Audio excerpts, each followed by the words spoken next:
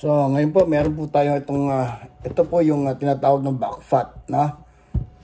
Back fat with rind on. So, ibig sabihin, andyan yung balat at merong back fat. Ayan po.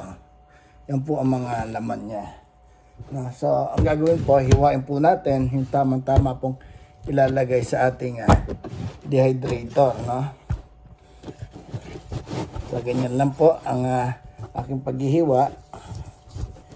Yan po. Yan.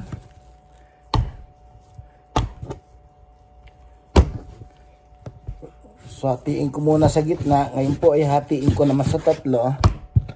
Yan.